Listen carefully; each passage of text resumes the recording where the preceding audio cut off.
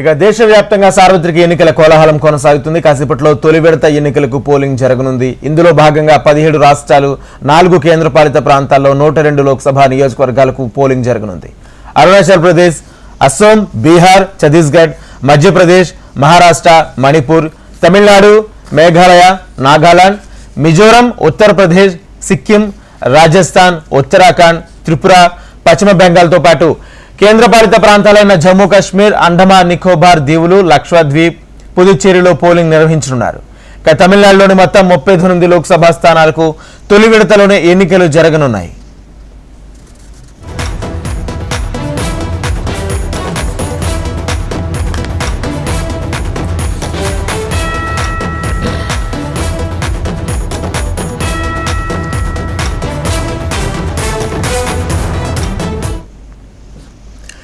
ఉదయం 7 గంటల నుంచి సాయంత్రం 6 గంటల వరకు పోలింగ్ ప్రక్రియ సాగనుంది.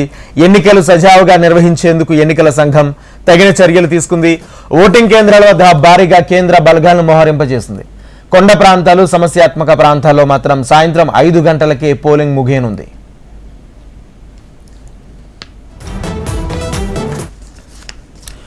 తొలి దశ పోలింగ్ లో 1625 మంది అభ్యర్థులు పోటీలో నిలిచారు.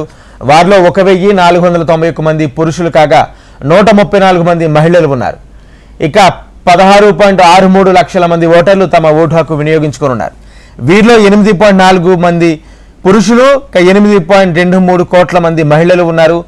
కాగా 35.67 లక్షల మంది తొలిసారి తమ ఓటు హక్కును వినియోగించుకున్నట్లు ఈసీ వెల్లడించింది.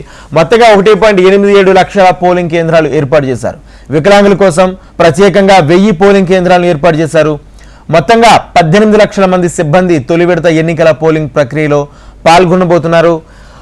పోలింగ్ నిర్వహణ కోసం 41 హెలికాప్టర్లు, 8 ప్రత్యేక రైళ్లు, సుమారు 1,00,000 వాహనాలు వినియోగిస్తున్నట్లు ఈసీ తెలిపింది.